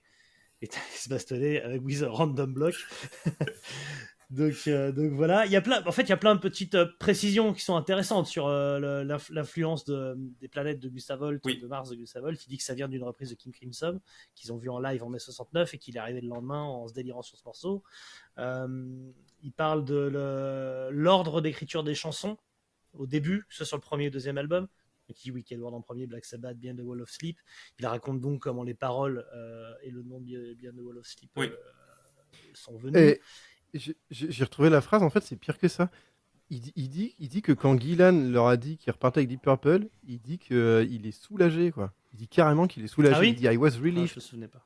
Et il dit D'accord. Tony wasn't happy because he thought it was a Alors, long-term arrangement. pour le Et je coup, me dis, si mais on- attends, non, t'étais pas. Ou alors il va falloir revoir certains trucs. parce Non, mais que- il y a même un truc. Alors, il y a même un truc moi qui m'a fait cringer aussi, c'est justement sur la période d'après, c'est-à-dire ce dont on parlait dans le dernier épisode là sur Seven Star. Moi, j'avais quand même bien précisé, j'avais insisté avec des sources à l'appui que non seulement Dave Donato est quand même resté environ 6 mois dans Black Sabbath, mais alors même si bon, c'était du provisoire, écoute, très bien, mais par la suite, quelques mois plus tard, Geezer se barre de Black Sabbath, commence le Geezer Butler Band. Alors, il revient sur la période du Geezer Butler Band, il parle des musiciens quand on est dedans. Il omet complètement de préciser que Dave Donato a été son chanteur. Oui, mais Non, bon, tu sens bien que dans le déroulement de sa bio, ça a pas Mais la Ouais, c'est pareil mais quand il parle, tu vois, quand enfin, il il parle dit- de GZR, il omet complètement pourquoi il continue pas de bosser avec Burton Sebel aussi, tu vois. Il dit Oui, rien il y de a plein de plus trucs comme dessus. ça, hein. Il y a des trucs j'avais envie de savoir moi un peu pourquoi, voilà. Mais et c'est vrai que il y a des trucs tu te dis soit il s'est dit le livre il va faire 4000 pages et il faut que j'élague, soit il se dit bon ça on va éviter de se prendre la tête, tu vois. Alors par contre, il y a une un peu info ouais. que moi je trouve que le livre apporte, bon que pas forcément quelque chose que tout le monde se demande, mais moi que je demanderais, c'est pourquoi là son dernier projet qu'il a fait après Black Sabbath là, qui s'appelait Deadland Ritual, qu'il a fait avec Steve Stevens, le guitariste de Billy Idol, tout le monde s'est dit le truc a implosé en vol, c'est-à-dire ils ont fait une série de concerts, puis ensuite ça a complètement disparu. Alors il y a eu quelques infos qui ont filtré. Oui, alors attends, c'est pas implosion. D'ailleurs, pour moi, il le dit. Il dit les mecs sont sympas, ils me demandent de venir jouer de la basse, je suis content. Ça marche pas. Enfin là, il le dit pas, mais on l'a bien vu. Ça a pas pris en dehors de 3 festivals et demi. L'album s'est pas vendu. Il n'y a pas eu d'album, justement, l'album est même pas sorti. Tu vois, enfin. Bah voilà, mais il a eu la flemme, ça a pas pris. Il était content de faire Ouais, ça. mais il et explique. d'ailleurs, Non, mais il donne des infos qui, pour le coup, ne sont pas sorties dans la presse, parce qu'il y a eu quelques infos qui sont sorties via Steve Stevens notamment, qui a dit, en fait, le projet n'était pas viable commercialement. Ensuite, il y a eu le Covid, donc du coup, ça a tout. Il me ça a semble que fait- Butler dans le livre parle surtout du Covid, il dit que c'est le Oui, Covid alors qui il y a eu fait le limiter. Covid, mais surtout, il y a eu un truc, c'est qu'il dit qu'il y a en gros 2 musiciens qui se sont pas entendus entre eux, c'est le chanteur et Matt Sorum. Donc, Ah et oui. ça, c'est à ma connaissance la première fois que j'en entends parler. C'est-à-dire que là, il sort des infos qui sont un peu inédites. Enfin, moi, j'ai. Ouais. Bon, c'est pas, je te dis, c'est pas très important, mais ça permet un peu de comprendre aussi sa carrière actuelle, quoi. C'est-à-dire que Butler, jusqu'à il y a quelques années encore, on pensait qu'il allait faire un 4e album solo, etc. Rien du tout. En fait, il en a plus rien à foutre, en fait. Il a pas envie, il Ouais. a pas envie. Il a con. Bah, il est à la retraite, Ouais, il est à la en fait. retraite. Hein. Il est à la retraite. Voilà, il le dit. Il est à la Là, retraite. tu vois clairement l'histoire de quelqu'un qui dit je vous raconte une histoire qui est terminée, quoi. C'est voilà, il n'y a pas de à suivre. C'est Il le dit sur Black Sabbath et c'est assez fort, je trouve, ce passage où il explique que pour lui c'est fini et bien fini. Et voilà. Et c'est... Alors, Après, donc il y a plein de minuscules trucs qui sont sûrement anecdotiques pour le commun des mortels, on va dire, mais qui nous a apporté des trucs. Moi, je me suis régalé de voir qu'au moment du changement de nom pour Black Sabbath, t'as Alvin Lee de 10 Years After qui leur propose Papa Son. Ça m'a fait kiffer. Quand il parle de son état dépressif, tu sais, il raconte que le premier médecin qu'il voit lui dit faut aller au pub vider quelques pintes. Ouais. C'est comme ça qu'on enlève les idées noires. Il exerçait ça avec des poèmes empreints de négativité, donc littéralement les textes de Black Sabbath. Il y a plein de petits trucs sur les dates en Allemagne. Il raconte sur une base militaire américaine en Allemagne où il rencontre des revenants du Vietnam et que ça lui inspire notamment War Pigs et End of Doom. Donc plein de petites précisions, des choses qu'on savait plus ou moins. Il y a des trucs, moi je sais pas, mais il y a ça des remet trucs je peux que recommander le livre à un fan de Black Sabbath pour. Il y a des trucs qui te font sauter au plafond, quoi. Je veux dire, moi, c'est la première fois qu'un membre de Black Sabbath nous explique le titre Master of Reality. Déjà, mais rien que ça, moi, c'est. Vous vous rappelez comme on a galéré à trouver une once d'explication sur ce titre quand on a fait l'épisode. Et là, il le dit clairement. En plus, c'est un truc on avait fait une hypothèse dessus, quoi. Et là, en plus, ça rend le truc super fort. Et puis, ouais, pour certains. Explique-le, vas-y, explique comment il. Je sais pas si j'ai envie de l'expliquer. Enfin, qu'on balance trop de trucs, quoi. C'est. Mais disons qu'il y a un jeu de mots avec les master tapes d'un album, quoi. Et que, je préfère quand même inciter les gens à lire le truc parce que, surtout sur cette période-là, cette partie, il explique aussi des textes et il explique aussi des textes que personne n'a compris, en fait. Il y a vraiment certains textes où, notamment sur Master of Reality, où il dit, en fait, tout le monde est à côté. Donc moi, je vous dis de quoi ça parle, une fois pour toutes. Et il le fait précisément sur Master of Reality, d'ailleurs, qui est son album préféré. Donc c'est assez marrant. Et puis d'ailleurs, qui est, rappelons-le, le seul album, en tout cas, le premier, et je crois le seul, vous m'arrêtez si je me trompe, pour lequel les paroles sont écrites directement au verso de l'album. Pour que tu puisses vraiment tout de suite les voir. Non, mais il y a d'autres. C'est le premier, c'est sûr, il me semble que c'est le seul. Il y a d'autres infos aussi que moi je savais pas. Par exemple, qu'il parle pour volume 4. Alors tout le monde sait que l'album aurait dû s'appeler Snowblind, mais il parle quand même d'une pochette alternative. C'est-à-dire que à la base, le visuel, ça devait pas être Ozzy sur la pochette. Il y avait une autre pochette prévue qui a été refusée. Et qu'ils l'ont mal pris. Oui. Ouais. D'ailleurs, que les autres musiciens l'ont mal pris. Ça, c'est génial, ça. Et c'est pareil, moi, je le savais pas. Et c'est pareil, je suis content aussi. Il défend la pochette de Technical Ecstasy et il assume qu'il en est en partie responsable et qu'il est pas trop content que Ozzy soit tout le temps en train de la dénigrer. Et ça, c'est cool. Ça, c'est cool. Sinon, alors moi, il y a deux autres petites infos que j'ai trouvées vraiment très intéressantes. Déjà, il y a le moment. Alors, on revient encore dans le temps, mais le moment où Iommi en fait se barre du groupe pour aller dans Jethro Tull, et il raconte qu'il l'a suivi à Londres. Il l'a suivi à Londres et il lui a dit vas-y, t'as besoin de compagnie pour ton voyage, tu vois. Enfin, tu sens que Geezer, il essaie d'exister un peu, tu vois, mais ça, c'est génial parce que ça, on le savait. Tony Iommi, il a déjà mentionné que Geezer l'avait accompagné, mais là, c'est la première fois. Comme Geezer a sa bonne mémoire de l'époque, il nous raconte presque tout le séjour, tout le voyage au jour le jour, et on voit vraiment. Ce qui s'est vraiment passé aussi, parce qu'il y a quelques trucs qui ont été fantasmés sur cette période. Surtout, en fait, on comprend ce qu'il y a derrière, c'est-à-dire que, en fait, il assiste au début il assiste aux balances, en fait, de la répétition que Iommi va faire avec Jethro Tull. Ensuite, et d'ailleurs, il commence à jouer de la basse du bassiste de Jethro Tull et Ian Anderson dit au bassiste de Jethro Tull, il joue bien, lui, là, tu vois. Enfin, tu sens qu'en fait, ça lui fait plaisir, mais après il s'en va et alors il raconte quelque chose moi que qui moi m'a touché, c'est-à-dire qu'en fait il va se balader dans Londres et en fait il s'emmerde et il attend que son pote ait fini, tu vois, et à ce moment-là il prend conscience de l'importance de la musique. Il prend conscience de l'importance de la musique pour Iommi et aussi pour lui, et en fait il hésite, tu le devines parce qu'il le dit pas franchement, mais moi je vous l'avais dit en privé, je vous l'avais dit, mais en fait on a l'impression qu'il envisage de se reconvertir comme roadie parce que il a envie de suivre son pote pour l'aider, tu vois, dans son truc. Donc tu sens que si lui ça marche pas pour lui, sa carrière de musicien, il se dit j'ai quand même envie de traîner quand même dans le milieu de la musique. Mais tu sais que c'est pareil pour la même période. Là, moi, ce que je trouve génial, c'est un truc pareil, c'est un truc qu'on sait dans les grandes lignes, mais là qui m'a scié, parce que, moi, Geezer Butler, personnellement, c'est mon bassiste préféré de tous les temps. Je le vénère, je trouve que ses lignes de basse sont incroyables. J'adore son jeu, je trouve que c'est un mec, mais je me suis dit, il est né pour être bassiste. Et ce qui est génial, c'est que c'est un guitariste contrarié, qu'à la base, il fait de la guitare, et que même pour les tout premiers concerts, il a tellement pas de basse qu'il s'arrête pour en emprunter une, qu'elle a que 2 cordes.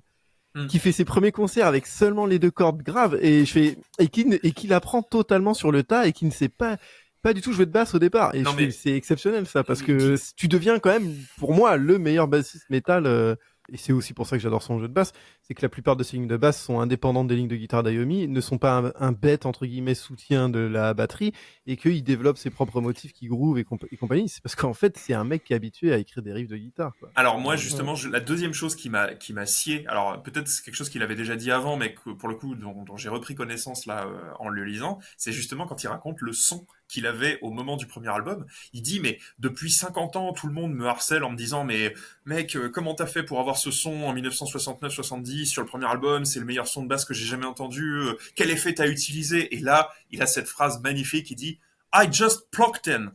J'ai juste branché ma basse et ça c'est incroyable parce que c'est vrai que en fait au final c'est ce qui sonne le mieux, c'est-à-dire que tu peux toujours jeter plein de pédales, des wah-wah, tout ce que tu veux sur ta basse. Au final le meilleur son de basse qui soit c'est quand tu la branches en direct quoi. Enfin c'est un. Et puis mais il y a le son dans les doigts Ouais, aussi. ouais mais voilà mais lui c'est dans les doigts très clairement. De toute façon lui c'est dans les doigts. D'ailleurs il le dit à certains très rares moments où il est passé au Mediator et ça l'a pas, enfin ça lui a pas plu.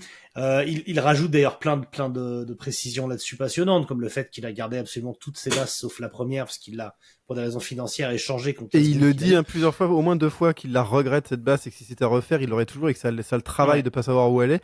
Et ça rajoute à la dimension mélancolique, nostalgique du mec. Ouais. C'est un mec qui est attaché quand même au passé et à ce que ça représente et au comment dire.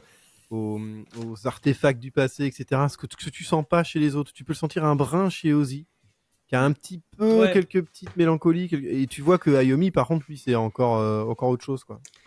Et je pense que tu aurais ça chez Bill Ward aussi. Je pense que tu l'aurais chez Bill Ward. Quand tu vois que d'ailleurs, Geezer Butler le répète plusieurs fois, que Bill Ward ne se remet jamais du départ d'Ozzy, en fait. Il n'accepte pas que ce soit plus les 4 mecs du début. Pour lui, c'est à la vie, à la mort, les 4 mecs du début. Et quand même il en manque un seul, c'est plus ça, quoi. Ça marche plus. Et donc je rajoute, il y a plein, on va peut-être pas tout lister, mais plein de passages passionnants.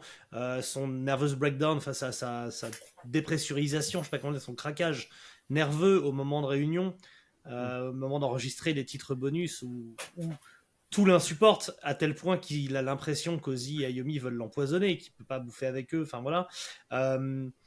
Tu vas avoir plein d'anecdotes comme ça sur le procès à la fin, sur les droits de Black Sabbath.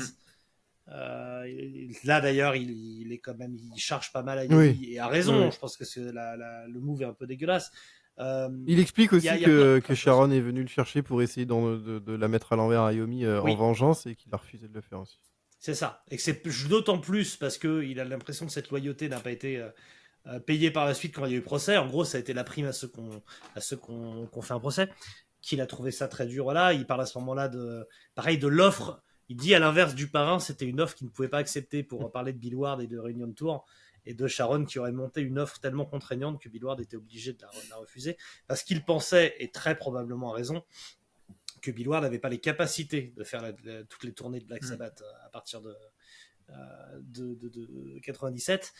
Enfin il en a fait quelques-unes mais après au début des années 2000 quoi, et il dit que leur projet à eux, et c'est plutôt intéressant parce qu'en tant que fan c'est quelque chose qui peut nous frustrer aussi, c'est que Bill Ward soit présent sur la tournée pour jouer 1 ou 2 morceaux peut-être en rappel et que le reste soit géré par Vinnie Appice, et qu'il a refusé, qui peut comprendre le refus. Et nous en tant que fans on peut aussi être frustré d'avoir eu Tommy Clafouti là où on aurait pu avoir au moins sur 2 morceaux Bill Ward.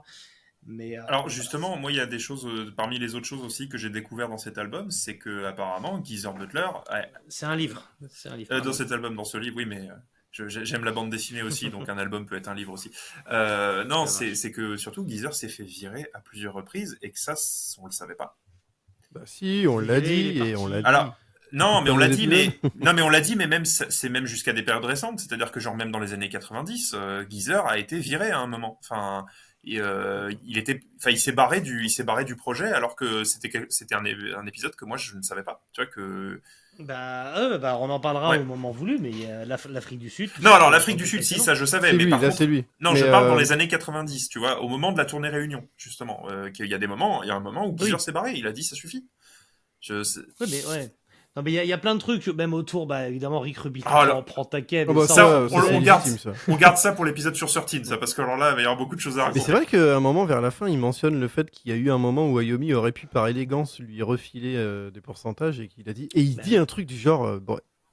Je sais plus comment la phrase est tournée, mais c'est un truc du genre, évidemment, c'est une Ayomi, donc évidemment, il ne l'a pas fait. Tu vois, c'est vraiment genre. C'est quand même une fouine, donc. Tu vois, il y a vraiment ce truc, tu sens.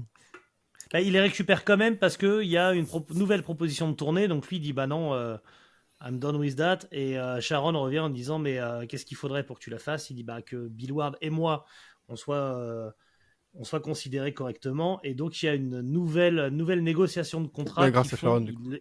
Voilà, et il le dit comme ça. Il dit à partir de ce jour-là, ce qui arrive assez tard. Hein, Oui, c'est très tard. Ouais.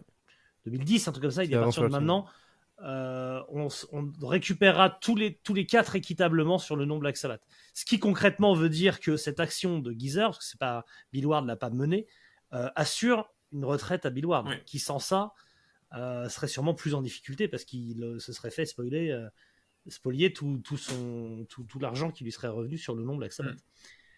Donc ça a été un move quand même important, et même si c'est dit au détour d'une phrase, je pense que c'est des choses qui sont importantes.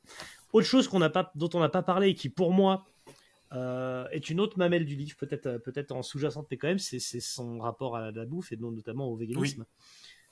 Puisque il en a toujours parlé. Alors là il explique pourquoi, parce que ce qui était intéressant c'est que dans les années 70-80 il avait beaucoup dit au départ que c'était parce qu'il avait des problèmes physiques, qu'il digérait pas la viande.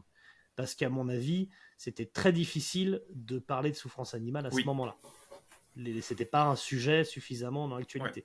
Il a par la suite déjà dit que c'était pour de la souffrance animale, mais ça arrivait beaucoup plus tard. Là, il explique pourquoi, le rapport à son chien qui a été brûlé à l'acide, qu'il a eu très diminué puis agonisant pendant de longues années. Et le fait de faire souffrir un animal l'insupportait, et donc il a essayé de rien de manger qui venait d'un animal, et ce au début des années 60, tout petit, ce qui est une dinguerie. Ouais, parce que du coup, il raconte des épisodes qui sont vraiment très touchants. Par exemple, ils sont au fin fond de la Suisse, je crois, ou en Allemagne, et on leur donne pour seule bouffe quand ils doivent faire des concerts, on leur donne un verre de lait et une saucisse bouillie. Il dit qu'il s'est forcé à bouffer de la viande dans rares occasions quand il a vraiment pas le choix. Mais à ce moment-là, pour pas mourir de faim. À ce moment-là, il s'est forcé à manger de la saucisse et il dit je l'ai vomi instantanément. Je supportais pas. Et donc il a rien mangé pendant des heures, voire des jours, je crois même. Il en pouvait plus et je crois que ça se règle parce que Geezer ou non, soit c'est Ozzy, soit c'est Bill Ward qui va lui voler des bananes. Ouais, c'est ça, c'est Bill Ward qui va voler des bananes. Il va choper une meuf et il vole des bananes chez elle. Il repart avec des bananes. Il raconte à quel point il n'en pouvait plus des pommes de terre à force de manger que ça. Il raconte à quel moment, et c'est tard, à quel moment dans les tournées de Black Sabbath, il a pu avoir accès à des options végétariennes. Vegan. Si je dis pas de bêtises, c'est Even and Hell. Non, même pas végétarien, vegan. Au bout d'un moment, il est full vegan.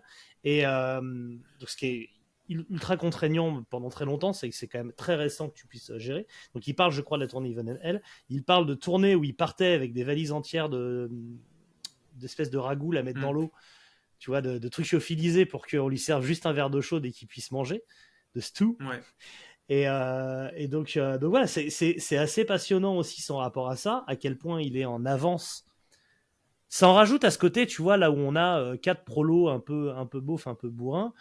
Lui, il est plus lettré, il est plus en avance sur certaines choses, plus en décalage avec son temps, en fait, et son milieu. C'est assez intéressant. C'est marrant ce que tu racontes sur le côté lettré, parce qu'effectivement, quand tu le vois, t'as pas l'impression forcément que c'est un mec plus cultivé que ça, tu vois, mais à la fin, il raconte quand même que... alors là, je me reconnais encore beaucoup dans le personnage, parce que je fais pareil, c'est-à-dire que c'est un lecteur compulsif, et il collectionne les livres de façon compulsive, et moi, je fais pareil, en fait, moi, faut pas me laisser dans Paris avec de l'argent, parce que je vais toujours faire le tour des librairies, donc voilà, enfin, il achète des livres de façon compulsive, et ça, moi, j'en ai encore une fois, je m'identifie énormément au personnage, quoi. Mais c'est vrai que ça a toujours été le plus subtil des 4, on a quand même la confirmation, même si on le savait, on voit très bien que son histoire d'amour avec Gloria, il y en a franchement, même Ozzy, enfin, il n'y en a aucun des 3 autres qui peut avoir ce genre de truc un peu romantique.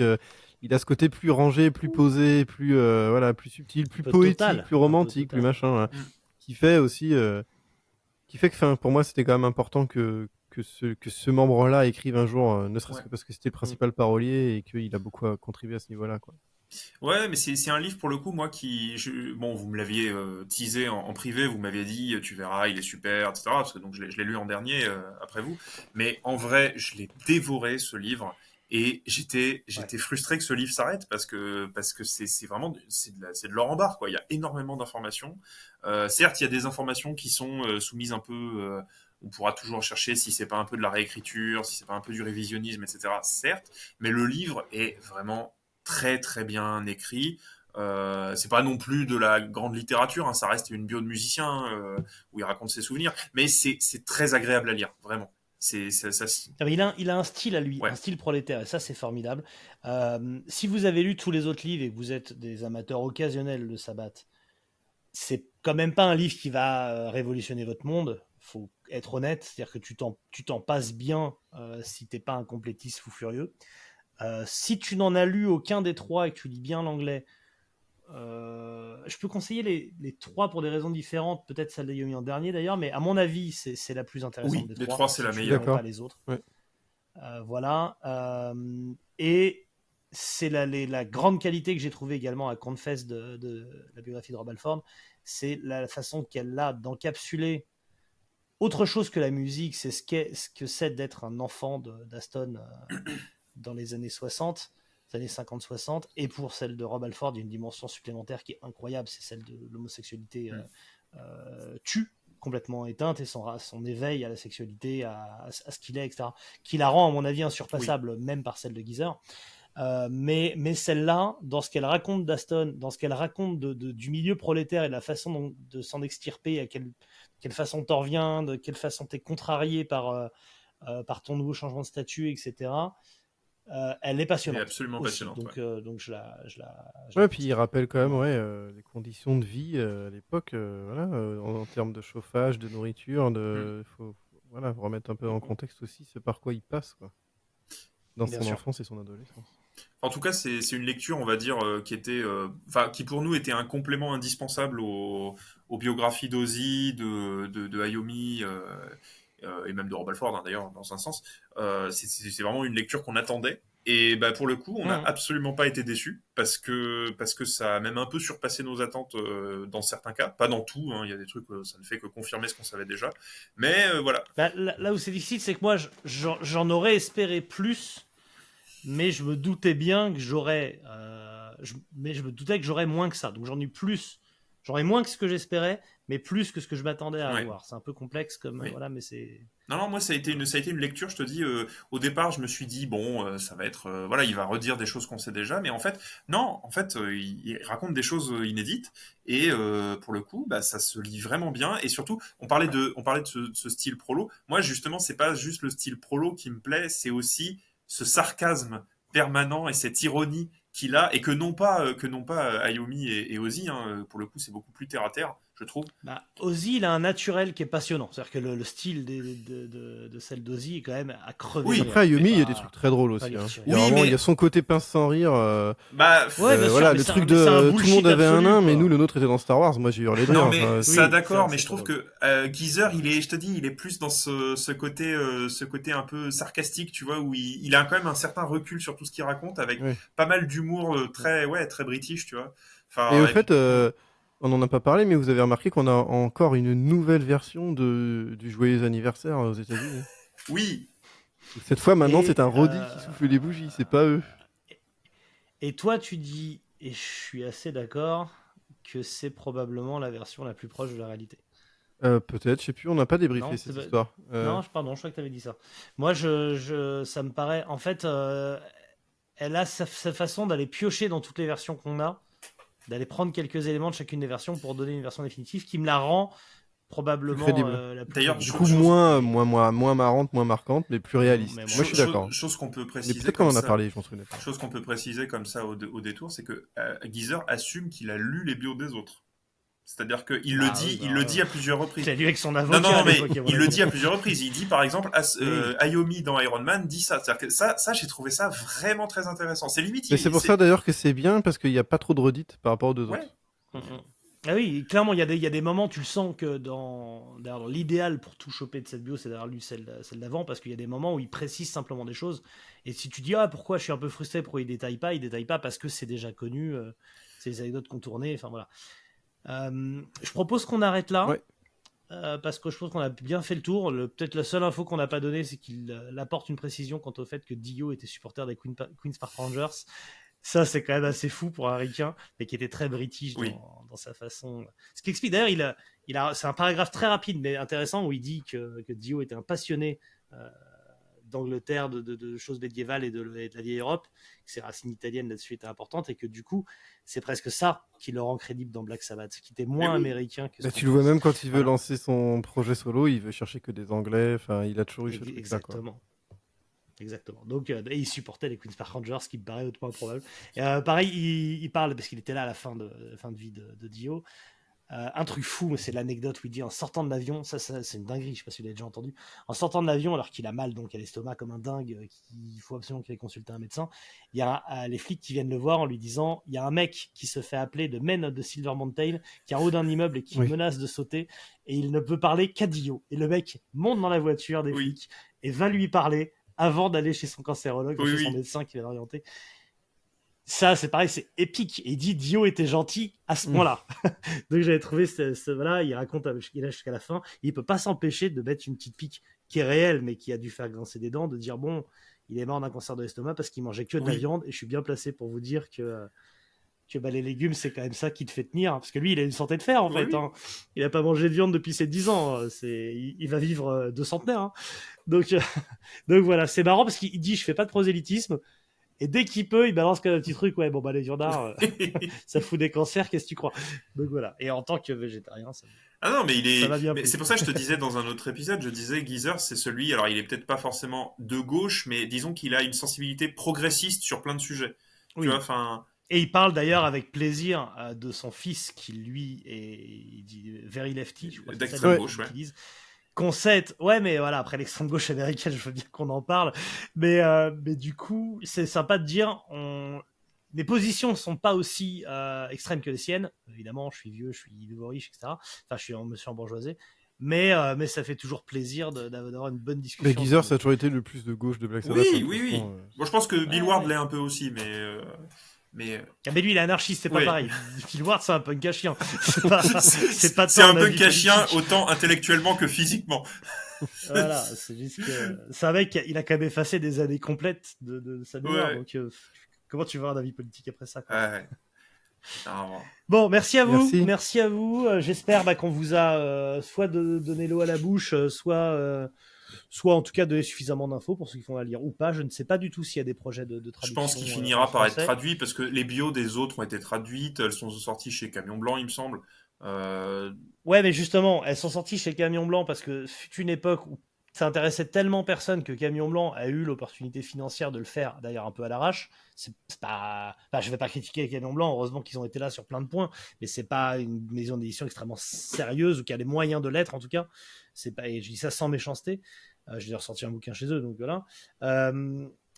Là, en fait, c'est soit HarperCollins va bosser avec, je sais plus qui a fait celle de Brian Johnson dont tu parlais, soit ils considéreront qu'ACDC n'a pas le rayonnement de Black Sabbath et c'est une réalité et elle sortira pas, soit peut-être les éditions Flamme Noire ou quoi pour avoir une opportunité, mais je pense que financièrement ça va coûter cher par rapport à ce que ça peut rapporter. Donc si je devais mettre un billet, moi je parierais qu'elle sera. Il me semble que la bio de, je le sais parce que là je l'ai acheté il y a 2 jours, la bio d'Alford, comment dire, elle a été publiée en français chez Talent Édition, un truc comme ça. Enfin. Ouais, mais voilà, mais je crois que c'est ça. C'est celle-là qu'on cherchait tout à l'heure. C'est celle-là. Voilà. Talent Édition. Et bon. Et donc, voilà, moi je crois pas au fait qu'elle sera traduite, mais j'espère me tromper. Et je voudrais faire une petite dédicace à l'un de nos auditeurs qui s'appelle Luc Reverté, ou Reverter, que je ne connais pas, mais qui m'a envoyé ce message et photo à l'appui.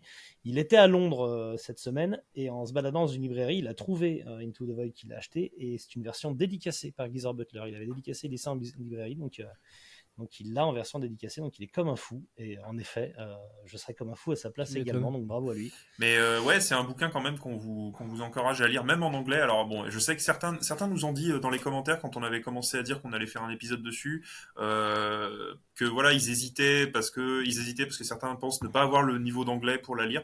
Très franchement, si vous avez fait de l'anglais au lycée, vous pouvez la lire sans problème. Vous allez comprendre. C'est pas très compliqué. Je suis assez d'accord. Voilà. Donc ça se lit pour un lecteur qui a le niveau anglais lycée, quoi. Donc c'est pas.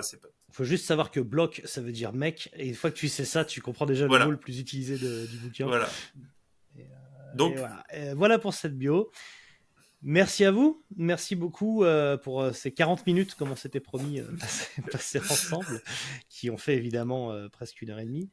On se retrouve bientôt pour la suite de nos aventures sur les albums. Pas avec Guillaume qui va falloir laisser un petit peu tranquille. Il a pas mal de boulot sur ces prochains mois, que ce soit pour son groupe Abduction ou avec son podcast, en plus de toutes ses activités régulières et nourricières. Merci beaucoup, merci de nous avoir suivis jusque-là. N'hésitez pas évidemment dans les commentaires à nous dire si vous l'avez lu, ce que vous en pensez, si ça vous met l'eau à la bouche. Et n'oubliez pas que plus que des enfants de la tombe ou de la mer, nous sommes évidemment et avant tout des enfants d'Aston Villa. Bravo, bien vu.